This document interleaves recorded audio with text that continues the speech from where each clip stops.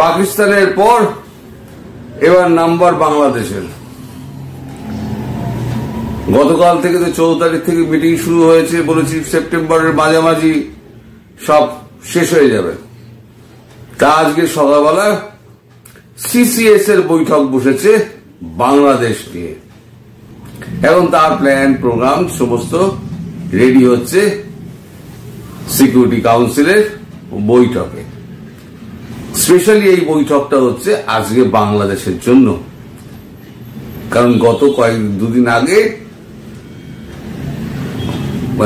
ওই আপনাদের উপদেষ্টা পরিষদের যিনি প্রধান হোতা মোহাম্মদ ইউনুস, তিনি আবার 7 সিস্টার প্রসঙ্গ টেনেছেন। 7 সিস্টার যেন ওনার পৈতৃক সম্পত্তি। কারা ওখানে খোঁচাচ্ছে আর উনি কেন বলছেন, নিজের মৃত্যুকে কেন ডেকে আনছেন আমি জানি না। পাখি আছে দেখবেন আগুনে ঝাঁপ দেয়, আকাশে ঘুরতে ঘুরতে ঘুরতে ঘুরতে দাম করে আগুনের কুণ্ডলীর মধ্যে ঝাঁপ দিল, তারা মৃত্যুকে নিজেরা ডেকে আনে। মোহাম্মদ ইউনুস হচ্ছে তাদের মধ্যে একজন।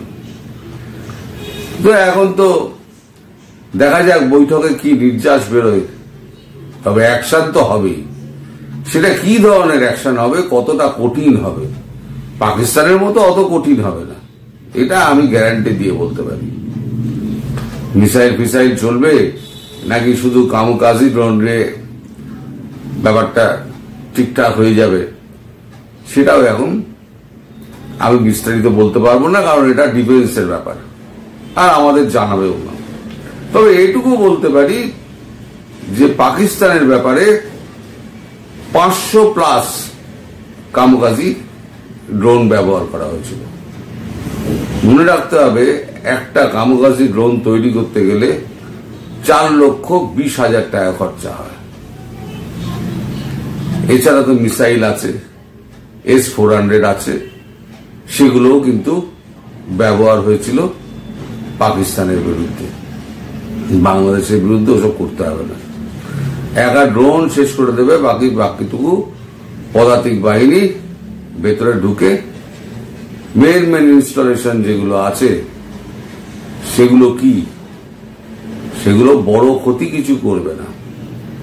যেমন পদ্মা ব্রিজ অন্য দেশ হলে ধ্বংস হয়ে যেত, পদ্মা ব্রিজে কিছু হবে না। অনেক কষ্ট করে শেখ হাসিনা পদ্মা ব্রিজ তৈরি করেছিলেন, তার স্বপ্নের ব্রিজ, তাকে কিছু করা হবে না। এই বেঁচে বেঁচে যে উপদেষ্টা মন্ডলী আছে না, আর যে সমস্ত বিচ্ছিন্নতাবাদী যত শক্তি আছে তাদেরকে সব চিহ্নিত করা হয়েছে, সব চিহ্নিত হয়। এখানে যেমন প্রত্যেকটা ওই 9টা আপনার সন্ত্রাসী মানে একে আড্ডাকে যেমন চিহ্নিত করা হয়েছিল, তেমন এখানেও সব বিচ্ছিন্নতাবাদী যেগুলো মাথা রয়েছে সেই মাথাগুলোকে শেষ করতে হবে। লেজা কেটে কিছু হবে না, লেজা কাটলে মাথা যেই থাকে আবার লেজা গজিয়ে যাবে, সুতরাং মাথাকে কেটে দাও। তাই এই বিচ্ছিন্নতাবাদী যারা শক্তি রয়েছে তারা কোথায় রাতে কখন কোন ঘরে থাকছে, রাতে কোন বাড়িতে পালিয়ে গিয়ে ঘুমোচ্ছে, সব ভারতের কাছে খবর আছে। ভারত একেবারে নির্দিষ্ট লক্ষ্য ঠিক করে রেখে দিয়েছে, একটা দিন ঠিক হবে কামকাজি ড্রোন এখান থেকে শয়ে শয়ে যাবে, দাঁড়াম দাঁড়াম দাঁড়াম দাঁড়াম করে পড়বে, ফিনিশ। আর বাকি যেটুকু থাকবে সেটুকু স্থলসেনা ঢুকে সেটুকু ম্যানেজ করে নেবে, চিন্তা করার কিছু নেই। তবে সাধারণ মানুষের ক্ষতি এড়িয়ে যতটুকু করা যায় ততটুকুই করা হবে। এই যে কামকাজি ড্রোনগুলো যেগুলো ব্যবহার করা হয়েছে সেগুলো কিন্তু শুধুমাত্র ওই ইনস্টলেশনটাই ধ্বংস করেছে, আশেপাশে কোনো ক্ষতি হয়নি। হ্যাঁ, যেগুলো এই যে আপনাদের পাকিস্তানের যে সমস্ত ওই আপনার কি বলে এয়ারবেস যেগুলো ধ্বংস হয়েছে সেগুলো সমস্ত তো মিসাইল দিয়ে ধ্বংস করা হয়েছে। রানওয়ের ওপরে বড় বড় বিশাল বিশাল গর্ত হয়ে গেছে, প্লেন রয়েছে কিন্তু নেই। আপনারা জানেন, খবর রাখেন যে কত বিদেশি এই সংঘাতে মারা গেছেন? কেউ প্রকাশ করছে না। কেন প্রকাশ করছে না? তাদের মুখোশ উন্মোচন হয়ে যাবে। এখানে যারা চীনা যে সমস্ত ইনস্টলেশন ছিল আপনার আমব্রেলা, নিউক্লিয়ার আমব্রেলা এডি সিস্টেম করার জন্য, সেগুলোর মেনটেনেন্সের জন্য চীনা ইঞ্জিনিয়ার ছিল, মিলিটারি ইঞ্জিনিয়ারিং এর। আচ্ছা, যত এয়ারবেস আছে এই এয়ারবেসে চীনা পাইলট, চীনা ইঞ্জিনিয়ার, ইউএস এর পাইলট, ইউএস মেরিন ইঞ্জিনিয়ার তারাও ছিল, এয়ারফোর্সের ইঞ্জিনিয়ার তারাও ছিল, অ্যারোনটিক্যাল ইঞ্জিনিয়ার। তেমনি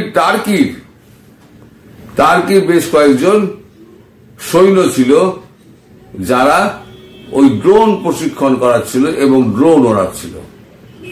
এগুলো নিপটে গেছে। এই যে বডি ব্যাগগুলো, এই বডি ব্যাগগুলো কিন্তু তুলে নিয়ে যেতে হয়েছে তাদের দেশকে। তারা কিন্তু স্বীকার করছে না।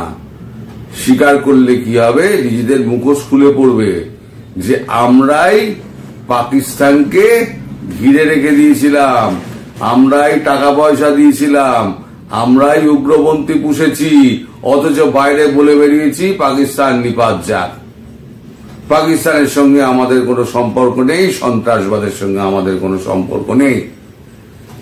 বাংলাদেশেও ঠিক তাই হবে। বাংলাদেশে যেখানে যা আছে সব মুখোশগুলো খুলে যাবে। কারা কারা এর পেছনে জড়িত সমস্ত বডি ব্যাগগুলো যখন গোনা হবে তখন সব বেরিয়ে যাবে, কারা কারা কোন কোন দেশ এর মধ্যে রয়েছে এবং কোন কোন দেশ এর বিরুদ্ধে রয়েছে। আফগান করিডোর নিয়ে এত কিছু হচ্ছে, এতদিন ভারত চোখ দেয়নি, এবার ভারত নড়ে চড়ে বসেছে। পুতিন আসছেন খুব শিগগিরই। আমাদের প্রধানমন্ত্রী নরেন্দ্র মোদীর সঙ্গে কথা হয়েছে, তিনি খুব শিগগিরই ভারত সফরে আসবেন। ব্রিক্সের সম্মেলনের আগে দ্বিপাক্ষিক বৈঠক করতে নরেন্দ্র মোদী এবং পুতিন একত্রে বসবেন।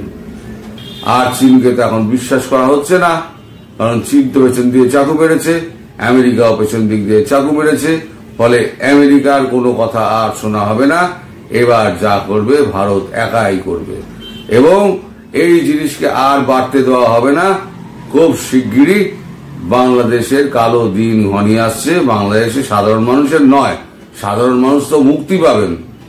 এই যারা জুয়া জোচ্চোর 420 চিটিংবাজ যে উপদেষ্টা গোষ্ঠী এবং আমাদের উপদেষ্টা প্রধান মোহাম্মদ ইউনূস, সুদখোর মোহাম্মদ ইউনূস, চিটিংবাজ মোহাম্মদ ইউনূস, নচ্ছার মোহাম্মদ ইউনূস, একেবারে বেলেল্লাপনার শেষ একেবারে মোহাম্মদ ইউনূস, মিথ্যেবাদী মোহাম্মদ ইউনূস, মানে যত রকম ভাবে বলা যায় সব মোহাম্মদ ইউনূসের ওপরে চাপিয়ে দেওয়া যায় সব ডিগ্রি হিসেবে। মোহাম্মদ ইউনূস নোবেল লরিয়েট, তলায় সব ডিগ্রি দিয়ে দাও, চোর জোচ্চোর ছ্যাঁচোর চিটিংবাজ সব লাগিয়ে দাও, ওগুলো হচ্ছে পিএইচডি ডিগ্রির মতো এক একটা করে ডিগ্রি। মোহাম্মদ ইউনূস, আপনি সেই আগুনে পাখির মতো আপনি ছাপানোর জন্য তৈরি হয়ে যান, ব্যাগপত্র গুছিয়ে দিন। আপনাকে অবশ্য চিন্তা নেই, আপনাকে পাবলিকও পিটিয়ে মেরে দিতে পারে, কারণ আপনাদের যে মাহফুজ আছে না, মাহফুজ আলম, আপনি যাকে আবার উপদেষ্টা করেছিলেন তারপরে সে তাকে করলেন, প্রথমে সহকারী ছিল তারপর উপদেষ্টা করলেন, সেটা এখন জুতো খাচ্ছে। আবার জুতো খাওয়ার পর আবার বেশরমের মতো আবার বলছে যে না, এটা মানে যারা করেছে সরকারের দেখা উচিত। আরে কারা করেছে? যারা যারা তোমার ডাকে যে লক্ষ লক্ষ মানুষেরা ছুটে আসতো তাদেরকে তোমরা ভুল বুঝিয়েছিলে। আজকে সেই মানুষগুলো ভুল বুঝতে পেরেছে, ভুল বুঝতে পেরে তারা জুতো মারছে। আচ্ছা, জুতো মারার এই ভিডিওটা একটু দেখুন।